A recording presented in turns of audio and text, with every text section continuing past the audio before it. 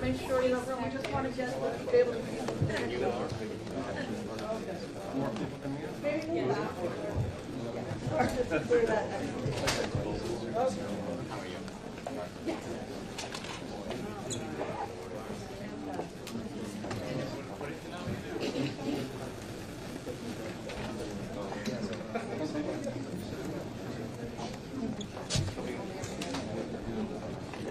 All right, we're going to start in just a few more minutes, guys, so I appreciate the patience.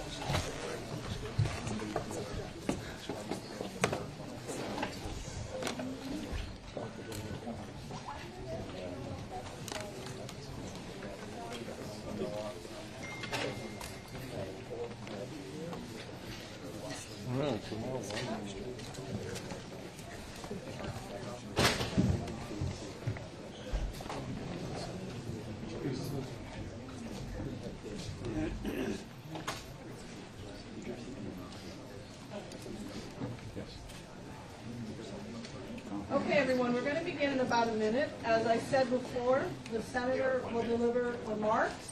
He will not be taking questions, and we appreciate all of your patience and thank you kindly. Okay? You say he will not be taking questions? He will not be taking questions. Okay? Make sure the level's high. We know there's a number of reporters here as well from the Spanish press, so we anticipate he will say a few words in Spanish as well. Okay? Yeah, so make sure you give me a note when he's talking. Will he take questions in Spanish? That's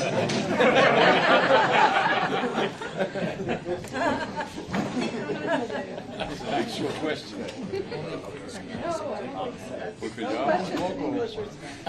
Come on. Need questions. I mean, it just worked over here. Should have just without questions. How good is it? It'll be.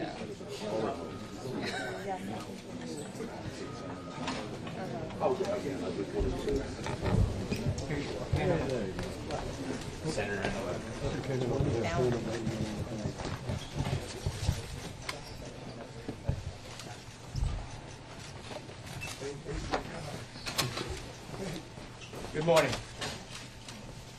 Thank you to all of you who are here today, especially the New Jerseyans who have joined me as I address the events of the last few days. On Friday, the Southern District of New York brought charges against me. I understand how deeply concerning this can be. However, the allegations leveled against me are just that, allegations. For anyone who has known me throughout my 50 years of public service, they know I have always fought for what is right. My advocacy has always been grounded in what I learned from growing up as a son of Cuban refugees, especially my mom, my hero, Evangelina Menendez.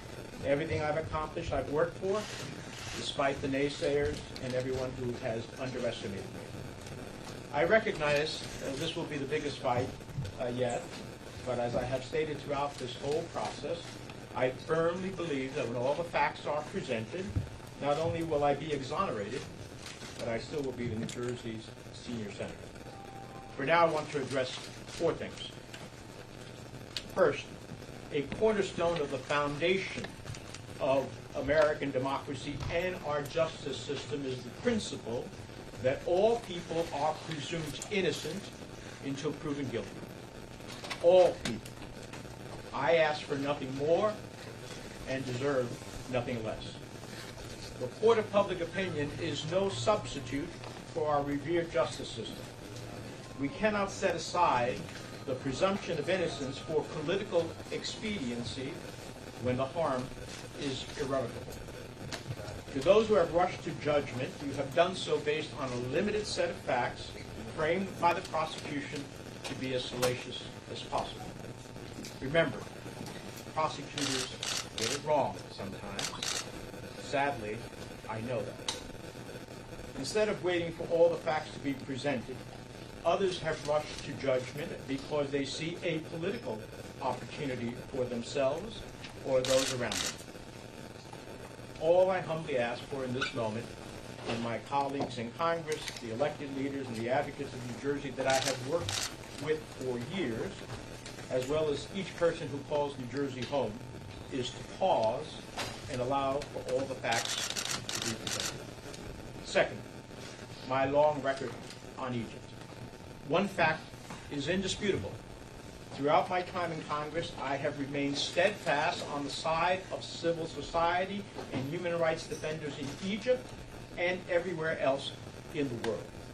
If you look at my actions related to Egypt during the period described in this indictment and throughout my whole career, my record is clear and consistent in holding Egypt accountable for its unjust detention of American citizens and others, its human rights abuses, its deepening relationship with Russia, and efforts that have eroded the independence of the nation's judiciary, among a myriad of concerns. In 2017, I led a bipartisan letter to then-President Trump expressing grave concern with the worsening situation for human rights and civil society in Egypt. That same year, I sent a letter to the Senate Appropriations Subcommittee supporting U.S. assistance to Egypt as long as Egypt adhered to the Camp David Accords and urged the Appropriations Committee to include the requirements for assistance reform strategies outlined in the Egypt Assistance Reform Act of 2013. In 2018, I urged Secretary Tillerson to focus more on human rights issues in Egypt and raise concerns that the electoral environment ahead of Egypt's elections at the time was not free, fair, and credible. In 2019, I met with President el-Sisi at the Munich Security Conference and emphasized the level of repression inside of Egypt, risking eroding our security cooperation and raising concerns about Egypt's intent to purchase a Russian missile system. In 2020, I spoke on the Senate floor for International Women's Day and cited the cases of Marinor El-Masri, a human rights lawyer, and Ezra Abel Fattah, a human rights activist and reporter who were unjustly detained in Egypt for fighting for human rights, democracy, and a free press. I have placed holds on foreign military sales funding to Egypt, and in the presence of other United States senators, I have challenged President Sisi directly on human rights abuses, arbitrary detention, and press freedoms. And the list goes on. Throughout my 30 years in the House of Representatives and the Senate, I have always worked to hold accountable those countries, including Egypt, for human rights abuses, the repression of its citizenry, civil society, and more. Those who now are attempting to malign my actions as it relates to Egypt simply don't know the facts. Third, for 30 years, I have withdrawn thousands of dollars in cash from my personal savings account, which I have kept for emergencies and because of the history of my family facing confiscation in Cuba. Now, this may seem old-fashioned, but these were monies drawn from my personal savings account based on the income that I have lawfully derived over those 30 years. I look forward to addressing other issues at trial. 4, I want to speak directly to the people of New Jersey. As I started these remarks, you're the reason why I have dedicated the entirety of my adult life to improving the lives of hardworking New Jerseyans and all Americans. Some of the people calling for my resignation for political reasons say I have lost the trust of the people of New Jersey. That couldn't be more wrong. Today I'm surrounded by everyday people and constituents who know me. They are here because I fought for important health care policies like the Affordable Care Act, access to reproductive health care, funding for community health centers, and lowering the cost of prescription drugs. They are here because I have fought for working people, those who work 5 to 9, to support those working from 9 to 5. I've always advocated for the right of workers to organize for better wages and working conditions, and have been a staunch supporter of delivering critical services like affordable child care to better support working families. They are here because when New Jersey was in the darkest days following Superstorm Sandy, I never relented in making sure that New Jerseyans were made whole and had the resources to rebuild stronger and more resilient than before. They are here because during the worst pandemic in a century, I went to bat for small business owners throughout the state to ensure they could keep their doors open and their employees on the payroll. They are here because when state and local governments were faced with excruciating decision of having to lay off frontline responders, police officers, and firefighters during the pandemic, I delivered billions in federal funding and investments to keep our state, cities, and towns and hospitals afloat. They are here because throughout my career, and some may not have liked the positions I've taken, I have stood against authoritarian regimes in Iran and its desire to achieve nuclear weapons, or Cuba and its dictatorship, or authoritarianism in Turkey, Venezuela, Russia, and wherever in the world where human rights and democracy have been threatened. And they are here because I have made it my life's work about protecting refugees and immigrants who come to our shores seeking a better future for their children. This is my family. They are here because during the past 30 years, I have fought tooth and nail so New Jersey would receive critical infrastructure funding and fought against the forces that tried to dismantle the Gateway Project. They are here because since my earliest days in Congress, I have repeatedly stood up to the gun lobby to stop illegal firearms from claiming too many lives and destroying communities. They are here because when tragedy struck one of New Jersey's federal judges, I made a promise that I would not stop until I passed a law to better protect the dedicated public servants in the judiciary.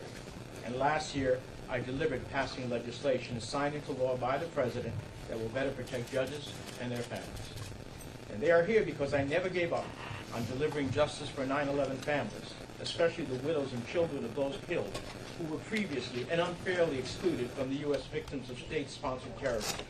And in December, working with others, I delivered billions of dollars in long overdue federal relief to that community and other U.S. victims of terror. They are here because when other members of Congress wanted to turn their backs on our veterans and not pass the PACT Act to provide health care for our veterans who were exposed to toxic burn pits, I was there. And they are here because I successfully passed legislation to better serve World War II vets as well as those suffering from Gulf War illnesses. For now, I remain focused on continuing to do the important work I do every day on behalf of the 9 million people who call New Jersey home, including doing everything we can this week to avoid a government shutdown, deliver critical funding for states affected by catastrophic natural disasters, and ensure the people of Ukraine have everything they need to defeat Putin. And I'll return to Washington this week to do exactly that. Now, let me just say a few words in Spanish. Buenos días. Gracias a todos los que están aquí, especialmente los residentes de New Jersey que me acompañan hoy, mientras realizo comentarios sobre los eventos de los últimos días. El viernes el Distrito Sur de Nueva York presentó cargos en mi contra. Entiendo que estos cargos son serios, pero las alegaciones presentadas en contra de mí son eso solamente, alegaciones. Cualquier persona que me ha conocido a lo largo de mis 50 años de servicio público sabe que siempre he luchado por lo que es justo. Mi trabajo siempre se ha centrado en lo que aprendí en crecer como hijo de refugiados cubanos, para alcanzar todos mis logros, a pesar de los detractores y todos los que me han subestimado. Reconozco la gravedad. Por ahora quiero abordar cuatro cosas. En primer lugar, una piedra angular de la fundación de la democracia estadounidense y del sistema judicial es el principio de que todas las personas se presumen inocentes hasta que se demuestre su culpabilidad. Todas las personas. No pido nada más ni merezco nada menos. La Corte de la Opinión Pública no es sustituto de nuestro venerado sistema de justicia. Para aquellos que se han apresurado a juzgarme, le han hecho basado en conjunto limitado de hechos enmarcados por la fiscalía para que sea lo más provocativos posible. Recuerden, los fiscales a veces se equivocan. Por desgracia, yo sé eso de primera mano. En lugar de esperar a que se presentan todos los hechos, otros se han apresurado a juzgarme porque ven una oportunidad política para sí mismos y para quienes lo rodean. Todo lo que pido humildemente en este momento a mis colegas en New Jersey, a los líderes electos, a los activistas de nuestro estado, a cada persona que llama a New Jersey su casa, es hacer pausa y permitir que se presentan todos los hechos. Todo lo que pido humildemente es actualmente a mis colegas en el Congreso, a los líderes de nuestro estado, que eso puede pasar. En segundo, quiero hablar de mi larga historia con relación a Egipto. Un hecho es indiscutible. Durante todo el tiempo que llevo en el Congreso, me he mantenido indiscutible el reglamento de la situación de los derechos humanos y la sociedad civil en Egipto. Ese mismo año envié una carta del subcomité de asignaciones del Senado apoyando la asistencia estadounidense a Egipto, mientras que Egipto compartiera con los acuerdos de Camp David, y insistí al comité que incluyera requisitos para las estrategias de reformas de asistencia al acuerdo de reforma de Egipto, de asistencia a Egipto. En el 2018 insistí al secretario de Estado Tillerson a centrarse más en las cuestiones de derechos humanos en Egipto y planteé mi preocupación por el hecho de que el entorno electoral previo a las elecciones de Egipto en ese momento no será libre ni creíble. En el 2019 me reuní, entre otros, con el presidente El-Sisi en la Conferencia de Seguridad de Múnich y le insistí que el nivel de represión dentro de Egipto corría riesgo de erosionar nuestra cooperación en materia de seguridad y planteé mi preocupación por la intención de Egipto de adquirir un sistema de misiles rusos. En el 2020 hablé en el Pleno del Senado con motivo del Día Internacional de la Mujer y cité casos de varias mujeres que actualmente, abogados de derechos humanos y reporteros que fueron detenidos adentro de Egipto. Paré fondos para financiar ventas militares a Egipto y confronté delante de otros senadores federales de los Estados Unidos al presidente de Egipto sobre los violadores. Algunos pudieran decir que esto es anticuado, pero se trata de dinero retirado de mi cuenta personal basado en los ingresos que he obtenido legalmente durante esos 30 años. Espero abordar otras cuestiones en el juicio. 4. Me dirijo finalmente a los residentes del estado de New Jersey. Como he dicho al principio de estas declaraciones, ustedes son la razón por la que he dedicado mi vida adulta a mejorar la vida de los trabajadores de New Jersey y a todas nuestras familias. Algunas de las personas que piden mi renuncia por razones políticas dicen que he perdido la confianza del pueblo de New Jersey. No podrían estar más equivocados. Estoy rodeado hoy de personas que me conocen. Están aquí porque he luchado por las políticas de salud importantes como la ley de asistencia de salud accesible, la atención médica productiva, la financiación de los centros de salud comunitarios, la reducción del costo de medicamentos recetados. Están aquí porque hoy siempre he luchado por los trabajadores, esos que se aparecen de 5 a 9, después de esos que se aparecen de 9 a 5.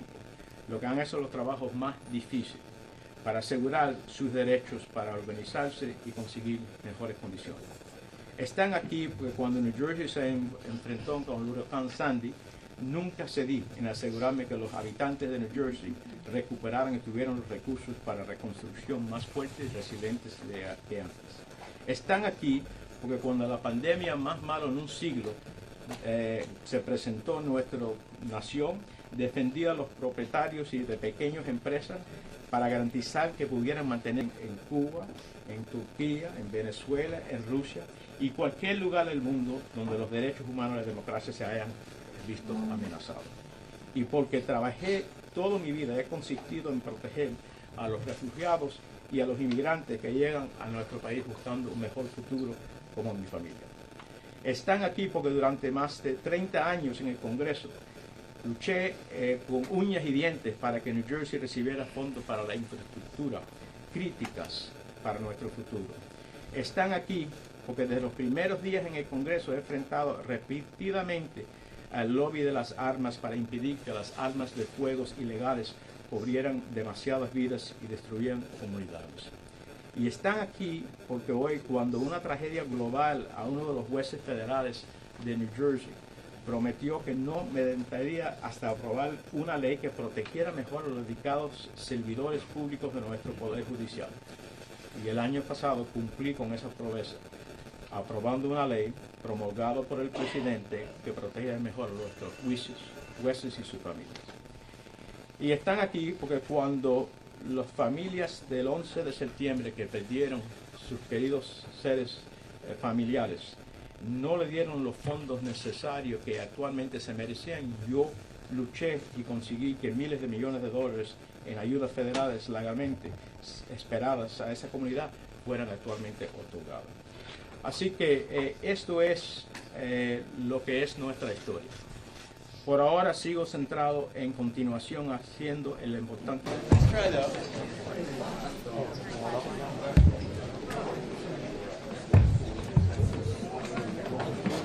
Harry, your mic's hot. Just letting you know your mic's hot.